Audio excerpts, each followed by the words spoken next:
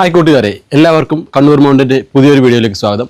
ഇന്ന് ഞാൻ താമര നമ്മളെ ബേസിനകത്ത് എങ്ങനെ താമര നമ്മളെ വീട്ടുമുറ്റത്ത് നടാന്നുള്ള ഒരു വീഡിയോ ആണ്. ഇന്ന് ഞാൻ എൻ്റെ തന്നെ തനതായ വെറൈറ്റി, അതായത് താമര ശരിക്കും ചളിയിലാണ് നല്ല രീതിയിൽ വളരുക. അപ്പോൾ ഞാൻ ചളിയൊക്കെ സംഘടിപ്പിച്ച് വെച്ചിട്ടുണ്ട്. ചളി അതായത് നമ്മളെ പാടത്ത് പോയിട്ട് വാരിക്കൊണ്ടുവന്ന് വെച്ചിട്ടുണ്ട്. അപ്പോൾ ആ ചളിയൊക്കെ വെച്ച് നമുക്ക് താമര നടുന്ന വിശേഷം നമുക്ക് ഈ വീഡിയോയിലൂടെ കാണാം. അപ്പോൾ ഈ ഒരു ട്യൂബറാണ്, അതായത് നല്ല ഉഷാറുള്ളൊരു ട്യൂബറാണിത്. അപ്പോൾ ഈ ഒരു ട്യൂബർ 3-4 ദിവസമായി ഞാനിവിടെ എൻ്റെ കയ്യിൽ സംഘടിപ്പിച്ച് വെച്ചിട്ട്, പക്ഷേ ഇത് ഇങ്ങനെ വാടാതിരിക്കാനായിട്ട് ഞാൻ ചെളിയിൽ വെച്ചായിരുന്നു കുറച്ച് ദിവസം. അപ്പോൾ ഇത് ഉണങ്ങിപ്പോകാതെ മുള വന്നിട്ടുണ്ട്. അപ്പോൾ ഇത് നമ്മൾ ഇനി ശരിയായ രീതിയിൽ നടുവാണ്. ഞാൻ താൽക്കാലികമായിട്ടായിരുന്നു അന്ന് വെച്ചത്, കാരണം കുറച്ച് തിരക്കുകളൊക്കെ ഉണ്ടായതുകൊണ്ട് ഇത് വെള്ളത്തിൽ തന്നെ വെക്കേണ്ടതായിട്ടുണ്ട്, വെള്ളത്തിലും ചെളിയിലും വെക്കേണ്ടതായിട്ടുണ്ട്. അപ്പോൾ അങ്ങനെ വെള്ളത്തിലും ചളിയിലും ഈ ഒരു ട്യൂബർ വെക്കുമായിരുന്നു. അപ്പോൾ നമുക്കിതിന് ശരിയായ സ്ഥലത്ത് നമുക്കിത് നട്ടുകൊടുക്കാം. ഇതിനു മുമ്പ് ആരെങ്കിലും ഇത് ചെയ്തിട്ടുണ്ടോയെന്ന് അറിയില്ല. ഇത് ശരിക്കും നമ്മളെ പാടത്ത് കിട്ടുന്ന ചെളിയാണ്. ആ ചെളി ഞാൻ ബക്കറ്റിൽ വാരിയെടുത്ത് കൊണ്ടുവന്നാണ്. മണ്ണിൽ ഇത് വെള്ളമാക്കി മാറ്റി ചളിയാക്കിയിട്ട് അങ്ങനെ നട്ടിട്ടുണ്ട്. ഇതുപോലെ ശരിക്കും നമ്മളെ തോട്ടിലും അല്ലെങ്കിൽ നമ്മുടെ പാടത്തൊക്കെ കിട്ടുന്ന ചളീനെ ഇതുപോലെ വാരിക്കൊണ്ടുവന്ന് അതിനകത്ത് നമുക്ക് ഈ ഒരു ചെറിയ ഗാർഡൻ്റെ ഈ ഒരു ചാണകപ്പൊടിയും കൂടെ കൊടുത്തിട്ട് നോക്കാം എങ്ങനെയുണ്ടെന്ന്. ചെറിയ ഗാർഡനിൽ എനിക്ക് വിശ്വാസമുണ്ട്, കാരണം ഞാൻ ഇതിനു മുമ്പ് പേരക്ക തൈക്കൊക്കെ ഇത് ഇട്ടപ്പോൾ നല്ല ഉഷാറുണ്ട്. ഇത് ഇട്ടാൽ വേറെ ഒന്നും വേണ്ട എന്നാണ് ഇതിൻ്റെ പ്രൊഡ്യൂസർ പറയുന്നത്. അപ്പോൾ നമുക്ക് ചെറിയ ഗാർഡൻ്റെ ഈ ഒരു ചാണകപ്പൊടിയിൽ നമുക്ക് ഈ ഒരു താമരയുടെ ട്യൂബർ വെച്ച് കൊടുക്കാം. അടിവളമായിട്ട് നമ്മൾ ഈ ചെറിയ ഗാർഡൻ്റെ ചാണകപ്പൊടി ഇട്ട് കൊടുക്കുന്നു. അപ്പോൾ അങ്ങനെ പൊട്ടിച്ചിട്ട് അടിവളമായിട്ട് നമുക്ക് ഇട്ട് കൊടുക്കാം. അടിവളമായിട്ട് ഒരു അര പാക്കറ്റ് അങ്ങ് ഇട്ട് കൊടുക്കുന്നുണ്ട്. അപ്പോൾ അര പാക്കറ്റ് ഇതങ്ങ് ഇട്ട് കൊടുത്തതിന് ശേഷം നമുക്ക് ഈ ചെളിയില്ലേ, ചെളി അതിൻ്റെ മുകളിലേക്ക് അങ്ങോട്ട് കുറച്ച് ഒഴിക്കാം. മുഴുവനായിക്കൊണ്ട നല്ല അടിപൊളി ചെളിയാണ്. ഇതിൻ്റെ മുഴുവൻ ഒഴിക്കാതെ കുറച്ച് ഇതുപോലെ ആരും ചെയ്തിട്ടുണ്ടോയെന്ന് അറിയില്ല, ഇതൊരു പരീക്ഷണമാണ് എൻ്റെ ശരിക്കും. അപ്പോൾ ചെളി, നല്ല ചെളി കേട്ടാ, നല്ല അടിപൊളി ചെളിയാണ്. കണ്ട, നല്ല സിമെൻറ്റ് കൂട്ടിയ പോലെ ഉണ്ട് ഇതിൻ്റെ കളറ്. അപ്പോൾ ഈ ചെളി ഇങ്ങനെ നിരത്തി പരത്തി വെക്കുക. അപ്പോൾ അടിവളമായിട്ട് ചെറിയ ഗാർഡൻ്റെ അടിവളം ചെറിയ ഗാർഡൻ്റെ കൊടുത്തിട്ടുണ്ട്. അപ്പോൾ ഇത് അങ്ങോട്ട് മാറ്റി വെക്കാം. എന്നിട്ട് നമുക്ക് ഈ ട്യൂബർ അങ്ങ് എടുക്കുക.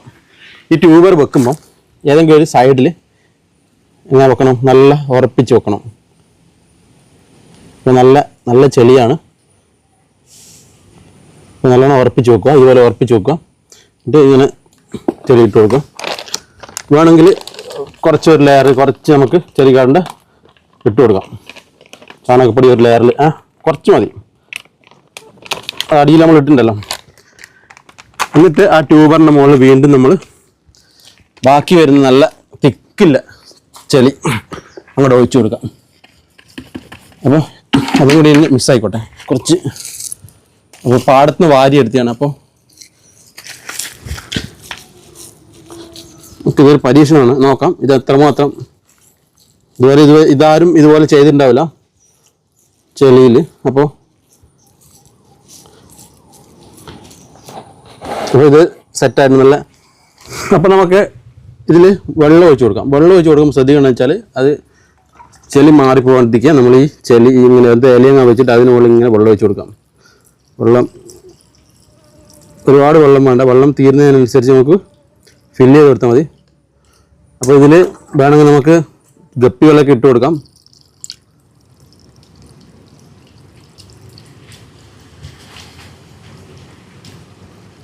ഇതിൽ നിറയെ വെള്ളം നിറയെ കൊടുക്കുന്നതിന് കൂടെ കുഴപ്പമില്ല. നമുക്ക് ഇതിൻ്റെ സ്റ്റെപ്പ് ബൈ സ്റ്റെപ്പായിട്ട് നമുക്ക് ഇതിൻ്റെ ഓരോ വീഡിയോ ഞാൻ എടുത്ത് വെക്കുന്നതായിരിക്കും.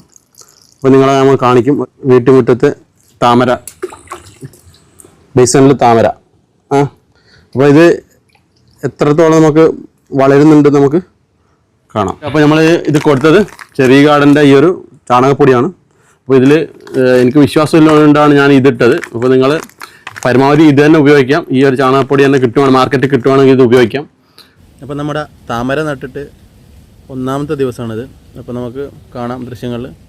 1ാമത്തെ ദിവസം തന്നെ നമുക്ക് ഒരില വെള്ളത്തിൻ്റെ മുകളിലേക്ക് വരാനായിട്ട് ശ്രമിക്കുന്നത് കാണാം. 15 ദിവസം കൊണ്ട് മുട്ടിടുമെന്നാണ് പറയുന്നത്. അപ്പോൾ നമുക്ക് നോക്കാം, നമുക്ക് ഈ ചെറിയ ഗാർഡൻ്റെ വളങ്ങളിൽ കൊടുത്തിട്ടുണ്ട് എത്ര ദിവസം കൊണ്ടാണ് ഇതിന് മുട്ട് ഇട്ട് പൂവിരിയുന്നത് നോക്കാം. ഇത് 3-ാം ദിവസമാണ് താമരയുടെ. ഒരല നമുക്ക് വെള്ളത്തിൻ്റെ മുകളിൽ പൊങ്ങി വന്നിട്ട് കാണാം. ഇന്ന് നമ്മുടെ താമര നട്ടിട്ട് 5-ാമത്തെ ദിവസമാണ്. ഒരല നമുക്ക് പുറത്തേക്ക് വന്നിട്ടുണ്ട്. ഇന്ന് നമ്മുടെ താമരയുടെ 6-ാമത്തെ ദിവസമാണ്. അപ്പോൾ ഒരല പൂർണ്ണമായിട്ടും വിടർന്ന് വന്നു. അപ്പോൾ ഇതാണ് അവസ്ഥ. അപ്പോൾ പ്രേക്ഷകരെ, നിരാശയാണിപ്പം. കാരണം വളരെ ഇഷ്ടപ്പെട്ടിട്ടാണ് നമ്മൾ ഈ ഒരു താമരയുടെ നട്ടത്. പക്ഷേ എന്ത് ചെയ്യാനാണ്, നമുക്ക് എല്ലാ കൃഷിയിടങ്ങളിലുമുള്ള വില്ലനെ പോലെ നമ്മുടെ പന്നിക്കൂട്ടം, ഒരു 10-18 പന്നിയുണ്ട് ഇവിടെ. രാത്രി ഒരു 10 മണിയാകുമ്പോഴത്തേക്ക് വരും. അപ്പോൾ ഇതാ ഇങ്ങനെ വാഴയുടെ കീഴിലൊക്കെ ഇങ്ങനെ കുത്തിമറിച്ചിട്ടുണ്ട്. അപ്പോൾ നമ്മളെ താമര പന്നി കൊണ്ടുപോയി. അപ്പോൾ ഈ അവസ്ഥയാണ് ഇപ്പോൾ കാണുന്നത്. അപ്പോൾ ഓരോ ദിവസവും അതിൻ്റെ വീഡിയോ എടുത്ത് വരുമായിരുന്നു. അപ്പോൾ നമ്മുടെ നിരാശ മാത്രമായി. നമ്മുടെ ട്യൂബറിൻ്റെ ഇലയും തണ്ടൊക്കെ പന്നി എടുത്തുകൊണ്ട് പോയി. അപ്പോൾ ഇനി ടെറസിൻ്റെ മുകളിൽ മാത്രം നമുക്ക് നടാൻ പറ്റുമെന്ന് നോക്കാം. അപ്പോൾ നമുക്ക് അധികൃതരോട് പറയാനുള്ളതെന്ന് വെച്ചാൽ, ഫോറസ്റ്റ് അധികൃതരോട് പറയാമെന്ന് വെച്ചാൽ, ഇതൊരു കണ്ണൂരിൻ്റെ ഹൃദയഭാഗത്താണ് നമ്മൾ താമസിക്കുന്നത്, ടൗണിലാണ് താമസിക്കുന്നത്. അപ്പോൾ ഇവിടെ പോലും നമുക്ക് ഒരു 7 മണി 8 മണിക്ക് ശേഷം ഇറങ്ങി നടക്കാൻ പറ്റാത്തൊരവസ്ഥയാണ്. അപ്പോൾ ഇത് ഫോറസ്റ്റ് ഏരിയ എന്ന് പറയില്ലല്ലോ എന്തായാലും. കണ്ണൂർ ടൗണിൽ ഒരു താഴ്ചയൊക്കെ നമുക്ക് എങ്ങനെയാണ് അവിടെ ജീവിക്കുമെന്നുള്ളൊരു ബുദ്ധിമുട്ടുണ്ട്. കാരണം മനുഷ്യന് ഭീഷണിയാണ്. വയനാട്ടിൻ്റെ കാടുകളിലോ മറ്റു സ്ഥലങ്ങളിലൊക്കെ താമസിക്കുന്നവർ ഇതിലും എത്രമാത്രം ഭീതിയിലായിരിക്കും ജീവിക്കുന്നത് നമുക്ക് ഈ ഒരു അവസരത്തിൽ മനസ്സിലാക്കാം. താമര എന്തായാലും കൊണ്ടുപോയി. ഇനി ജീവൻ തിരിച്ചു കിട്ടി. നമുക്ക് രാത്രിയൊന്നും ഒരു 9 മണിക്ക് ശേഷം ഈ റോഡിലൂടെ നടക്കാനോ അല്ലെങ്കിൽ 2 വീലറിന് പോകാനോ പേടിയാണ് ആളുകൾക്ക് ഇപ്പോൾ. ഇപ്പോൾ നമ്മുടെ കണ്ണൂർ മൗണ്ടൻ യൂട്യൂബ് ചാനൽ നമ്മുടെ സ്കൂൾ കുട്ടികൾക്ക് കൊടുക്കാനുള്ള പേരക്കത്തൈ ഇത് 3-ാം തവണയാണ് ഞാനിങ്ങനെ നട്ട് വളർത്തുന്നത്. 2 പ്രാവശ്യം നമുക്ക് ഇതുപോലെ പന്നി, ഇതിനകത്ത് ചാണകപ്പൊടി ഇട്ട് കഴിഞ്ഞാൽ പന്നി വല്ലാതെ കുത്തി ഇളക്കി കളയുന്നു. അപ്പോൾ ഇപ്രാവശ്യം നമ്മൾ ചെറിയ ഗാർഡൻ്റെ ചാണകപ്പൊടി കുറച്ച് മാത്രമേ കൊടുത്തുള്ളൂ. അപ്പോൾ കുറച്ച് ഉഷാറുണ്ട്. ഇപ്പം ചാണകപ്പൊടി ഇട്ടതിന് ശേഷം നല്ല ഉഷാറുണ്ട്. പരമാവധി ചാണകപ്പൊടി ഒന്നും ഇടാതെ തന്നെ നട്ടു നോക്കി. കാരണം പന്നിയുടെ ശല്യം കാരണമാണ്.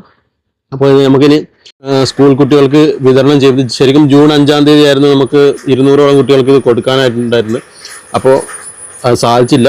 ഈ പന്നിക്കൂട്ടങ്ങൾ ഈ തൈകൾ നശിപ്പിച്ചുകൊണ്ടാണ് സാധിക്കാതിരുന്നത്. ഇപ്പോൾ നമുക്ക് ഏകദേശം റെഡി ആയിട്ടുണ്ട്. ഇത് എത്ര ദിവസം നമുക്ക് സൂക്ഷിക്കാൻ പറ്റുമെന്നറിയില്ല. ഉടൻ തന്നെ നമ്മൾ കുട്ടികൾക്ക് കൈമാറുന്നതായിരിക്കും. അപ്പോൾ താമര നട്ടതിൻ്റെ പരിസരത്തായിട്ട് ഇതുപോലെ നമ്മൾ മാവിൻ്റെ മുകളിൽ 2 കുപ്പി കെട്ടി തൂക്കിയിട്ടുണ്ടായിരുന്നു. അത് നല്ല 2 ബീറിൻ്റെ കുപ്പി. ഇതുപോലെ കാറ്റത്ത് സൗണ്ട് ഉണ്ടാകുമ്പോൾ പന്നി വരാതിരിക്കുന്നുണ്ട്. അപ്പോൾ ഇതൊന്നും പന്നിക്കൊരു വിഷയം ഉണ്ടായില്ല. എനിക്കതിൻ്റെ കുപ്പികളെല്ലാം കെട്ടി തൂക്കിയിട്ടുണ്ടല്ലോ എന്ന ഭാവത്തിലും മട്ടിലും നമ്മുടെ താമരയും ഇവിടെയുള്ള എല്ലാ കൃഷിയും, അതായത് വാഴയും പച്ചമുളകും എന്നുകൊണ്ട് എല്ലാം കുത്തി നശിപ്പിക്കലാണ് പന്നി ചെയ്യുന്നത്.